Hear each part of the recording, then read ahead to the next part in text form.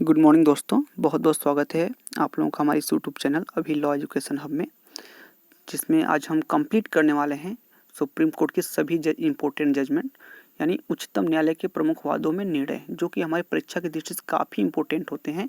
ये सभी competitive exams जैसे कि UPSC, PCS, JEE, CUET, NTA, ETC, इन सभी कॉम्पिटिटिव एग्जाम से पूछे जाते हैं। तो हम इसको आज पूरी एक ही क्लास में इसको पूरा कंप्लीट करने वाले हैं। तो आप लोग से इतना रिक्वेस्ट है कि आप लोग यदि इस चैनल पर नए हैं तो प्लीज़ आप लोग इस चैनल को सब्सक्राइब कर दें, ताकि बाकी के जो वीडियोज के नोटिफिकेशंस आप तक पहुंच पाएँ। तो हम लोग शुरू करने जा रहे हैं। पहला, शंकरी प्रसाद वर्सेस भारत संघ 1952, यानी शंकरी प्रसाद बनाम भारत संघ 1952। तो इस केस में जो उच्चतम न्यायालय का जजमेंट रहा, जैसा कि लिखा गया इसमें कि संविधान संशोधन की शक्ति जिसमें मूल अधिकार भी सम्मिलित हैं, आर्टिकल 368 में निहित है। जैसे कि मैं आपको समझा दूं इसको, कि जैसे इस बात को कह रहा है कि शंकरी प्रसाद वर्सेस भारत संघ 1952 में, इसमें जो सुप्रीम कोर्ट का जजमेंट था वो यह था कि आर्टिकल 368 के थ्रू संविधान के किसी भी भाग में संशोधन किया जा सकता है, चाहे वह मूल अधिकार ही क्यों ना हो। यानी मूल अधिकारों सहित संविधान के किसी भी भाग में संशोधन किया जा सकता है। ऐसा शंकरी प्रसाद वर्सेस भारत संघ 1952 वाले केस में सुप्रीम कोर्ट का जजमेंट था। सेकेंड है सज्जन सिंह वर्सेस राजस्थान राज्य, जो उसका जजमेंट आया था 1965 में। तो इसमें लिखा गया है कि मूल अधिकारों में संशोधन का अधिकार आर्टिकल 368 में ही माना गया है। एक तरह से मैं कह सकता हूं, और आप लोग भी समझ सकते हैं, कि शंकरी प्रसाद वर्सेस भारत संघ में जो बात कही गई उसी का निहितार्थ सज्जन सिंह वाले केस में निकल रहा है, कि सज्जन सिंह वर्सेस राजस्थान राज्य 1965। इसमें भी लिखा कि मूल अधिकारों में संशोधन का अधिकार आर्टिकल 368 में ही माना गया है। यानी 368 के थ्रू, जो 368 के थ्रू मूल अधिकारों में भी संशोधन किया जा सकता है। तीसरा पॉइंट आप देख पा रहे हैं, गोलकनाथ वर्सेस पंजाब राज्य, जिसका जजमेंट आया था 1967 में। इसमें दो पॉइंट हैं। जो पहला पॉइंट ए है, इसमें लिखा है संसद को मूल अधिकारों में कमियां उन्हें समाप्त करने का कोई अधिकार नहीं है। ध्यान से सुनिएगा, गोलकनाथ वर्सेस पंजाब राज्य 1967 में जो जजमेंट था उसमें कहा गया है कि संसद को मूल अधिकारों में कमियां उन्हें समाप्त करने का कोई अधिकार नहीं। यानी संसद जो है, संसद राज्यसभा या लोकसभा, तो वो क्या करती है कि वो मूल अधिकारों में कोई भी कमी नहीं कर सकती, उसे समाप्त भी नहीं कर सकती। ऐसा 1967 गोलकनाथ वर्सेस पंजाब राज्य के जजमेंट में सुप्रीम कोर्ट ने कहा था। और इसमें भी लिखा गया है कि सर्वोच्च न्यायालय पर उसके पूर्व में किए गए निर्णय बाध्यकारी नहीं है। और ये खुद एक निर्णय और दिया कि यदि कोई भी सुप्रीम कोर्ट पहले कोई निर्णय दे देता है, तो उस निर्णय के थ्रू वो निर्णय बाद में उसके आगे वाले निर्णय पे बाध्यकारी नहीं होगा। चौथा है केशवानंद भारती वर्सेस केरल राज्य, जो कि काफ़ी इंपॉर्टेंट है। ये 1973 में जजमेंट आया था। इसमें 3 पॉइंट हैं, और भी बाकी पॉइंट है, लेकिन इंपॉर्टेंट 3 पॉइंट है जो आपको कंप्लीट करना, याद करना है। तो मैं बता रहा हूँ कि जो इसमें पॉइंट ए है वो है आर्टिकल 368 द्वारा मूल अधिकारों में संशोधन किया जा सकता है। वही बात शंकरी प्रसाद में जो जजमेंट था और सज्जन सिंह वर्सेस राजस्थान राज्य में 1965 में जो जजमेंट था, उसी बात को यहाँ पे दोहराया जा रहा है 1973 में केशवानंद भारती वर्सेस केरल राज्य में, कि आर्टिकल 368 द्वारा मूल अधिकारों में संशोधन किया जा सकता है। बी क्या कह रहा है, ध्यान से देखिएगा, कि संसद को मूल अधिकार सहित संविधान के किसी भी भाग में संशोधन का अधिकार है। संसद को मूल अधिकार सहित संविधान के किसी भी भाग में संशोधन का अधिकार है। फिर से देखिए इस पॉइंट को, और इस पॉइंट को देखिए कि यहाँ पे गोलकनाथ वर्सेस पंजाब राज्य 1967 में सुप्रीम कोर्ट कहता है कि संसद को मूल अधिकार में कमियां उन्हें समाप्त करने का कोई अधिकार नहीं है। और यहाँ पे 1973 केशवानंद भारती वाले केस में कहता है कि संसद को मूल अधिकार सहित संविधान के किसी भी संशोधन का अधिकार है।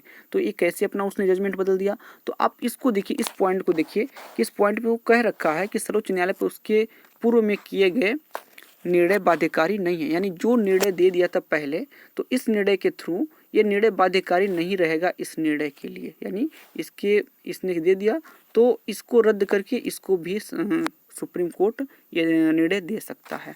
अगला सी क्या लिखा है, सी पॉइंट देखिए, सी पॉइंट में लिखा कि लेकिन संविधान के आधारभूत ढांचे को बनाए रखना आवश्यक है। तो एक बात और कह रहा है, संसद जो है संविधान के किसी भी भाग में संशोधन कर सकता है, मूल अधिकारों में भी संशोधन कर सकता है, लेकिन जरूरी बात यह उसे ध्यान रखनी है, शर्त यह रहेगी कि संविधान की आधारभूत जो मूल आधार है, आधारभूत ढांचा है, उसको कोई नुकसान नहीं होना चाहिए, यानी वो बना का बनाना चाहिए, बिना उसके मूल आधारभूत ढांचे को बिगाड़े वो संविधान के किसी भी भाग में, चाहे मूल अधिकार ही क्यों न हो, उसमें संशोधन कर सकता है।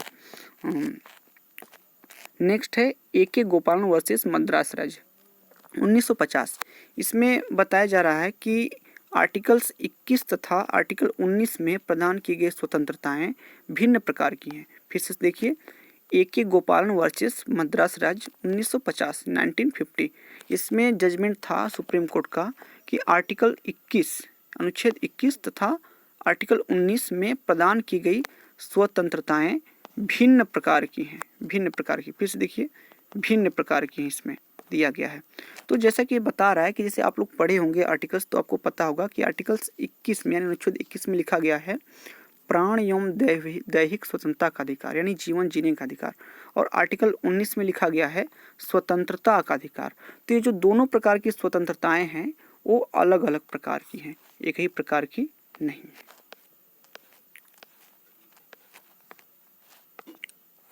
नेक्स्ट है मेनका गांधीवाद 1978। इसमें भी कई पॉइंट है, लेकिन 3 पॉइंट जो कि इम्पोर्टेंट हैं उसी को इसमें बताया जा रहा है। जैसे कि इसमें जो पॉइंट ए है, इसमें लिखा गया लोकहित की परिभाषा बहुत व्यापक है अतः स्पष्ट नहीं है। यानी जो लोकहित की परिभाषा है उसको स्पष्ट नहीं किया जा सकता क्योंकि वो बहुत काफ़ी ब्रॉड है, व्यापक है। बी में लिखा गया आर्टिकल्स 21 में प्रदत्त दैहिक स्वतंत्रता का स्वाभाविक अर्थ लगाया जाना चाहिए। तो जो आर्टिकल 21 है यानी अनुच्छेद 21 है, उसमें जो स्वतंत्रता दी गई है, प्राण एवं दैहिक स्वतंत्रता का अधिकार दिया गया है, उसमें क्या उसका जो स्वाभाविक अर्थ है उसको भी लगाया जाना चाहिए, समझना जाना चाहिए। सी लिखा गया न्याय में नैसर्गिक न्याय का सिद्धांत भी निहित होना चाहिए, यानी जो न्याय है उसमें नैसर्गिक न्याय का सिद्धांत भी निहित होना चाहिए।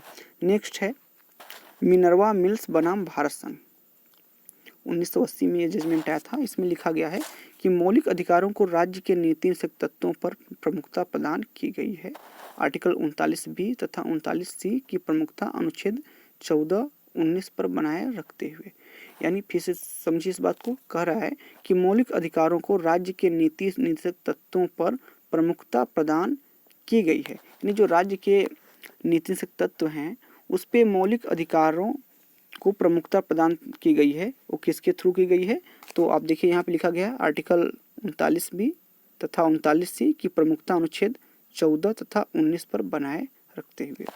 नेक्स्ट है बेरू बारीवाद 1960। इस मामले में सर्वोच्च न्यायालय ने कहा था कि प्रस्तावना संविधान का भाग नहीं है। इम्पोर्टेंट है, आप इसको अच्छे से तैयार कर सकते हैं। बेरू बारीवाद 1960 में जजमेंट आया था। इसमें कहा गया था, इस मामले में सर्वोच्च न्यायालय ने कहा था कि प्रस्तावना संविधान का भाग नहीं है, जो उद्देशिका होता है स्टार्टिंग में, वो संविधान का भाग नहीं है। अगला पॉइंट है SR. Bommai versus union of the India 1994 में जजमेंट आया था। SR. Bommai versus union of the India. इस मामले में सर्वोच्च न्यायालय ने कहा कि प्रस्तावना संविधान की आधारभूत संरचना है। फिर से सुनिए, इस मामले में सर्वोच्च न्यायालय ने कहा प्रस्तावना संविधान की आधारभूत संरचना है, यानी जो आधारभूत संरचना, जो बेस है, प्रस्तावना संविधान का एक बेस है, सर्वोच्च न्यायालय ने ऐसा कहा था। और दूसरा पॉइंट इसमें है कि सर्वोच्च न्यायालय ने कहा राष्ट्रपति शासन को कोर्ट में चैलेंज किया जा सकता है। यानी जो राष्ट्रपति शासन लगाया जाता है, आपने देखा होगा राष्ट्रपति शासन जब लगता है तो उसको कोर्ट में चैलेंज भी किया जा सकता है, यानी उसके प्रति कोई भी केस फाइल किया जा सकता है।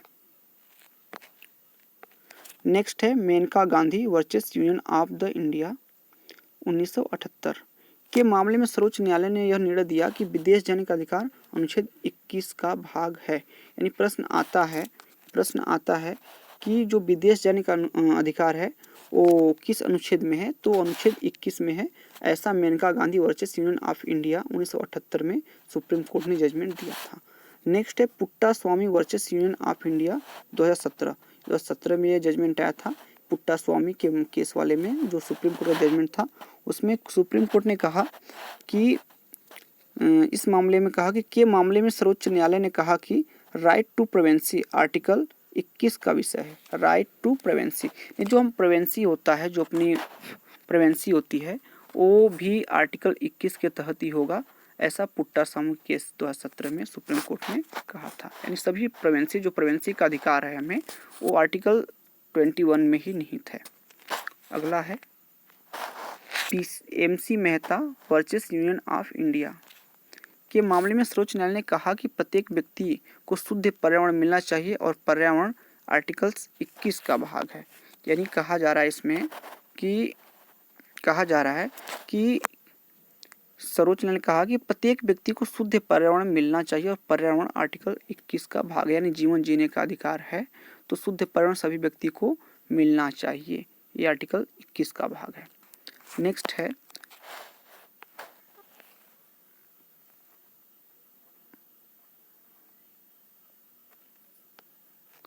आप देख पा रहे हैं, जैसा कि इसमें लिखा कि अरुणाचल बाग वर्सेस यूनियन ऑफ इंडिया के मामले में सर्वोच्च न्यायालय ने कहा हमारा संविधान व्यक्ति को जीने का अधिकार देता है।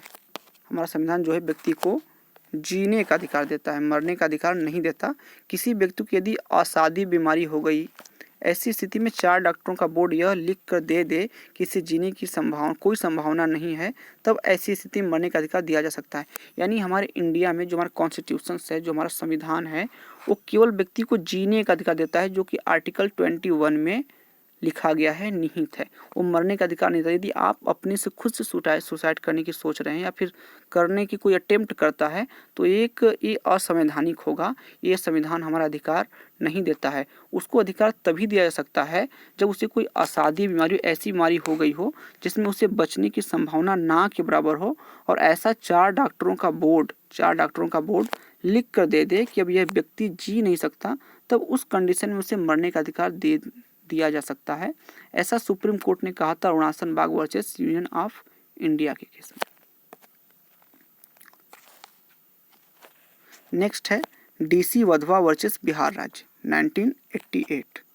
DC वधवा वर्सेस बिहार राज्य, इसमें लिखा गया कि के मामले में सर्वोच्च न्यायालय ने कहा जो बार बार अध्यादेश जारी किया जाता है यह संसदीय व्यवस्था के साथ धोखाधड़ी है। यानी अध्यादेश बार किसी भी अध्यादेश को जारी करना यह संसदीय व्यवस्था के साथ धोखाधड़ी है। यानी ऐसा न करने के लिए एक तरह से उसमें कहा गया है।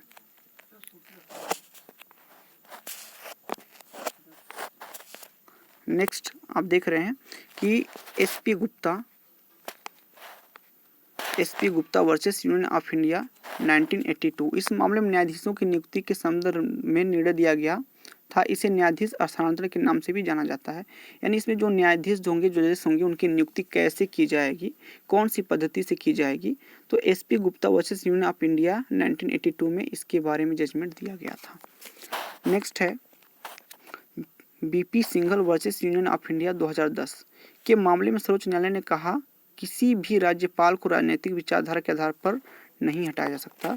यानी जो इसमें कहा जा रहा है वो बहुत बड़ी बात कही जा रही है कि राजनीतिक विचारधारा के आधार पर किसी भी राज्यपाल को नहीं हटाया जा सकता, ऐसा सर्वोच्च न्यायालय ने कहा। नेक्स्ट है Parmanand Katara versus union of India 1989।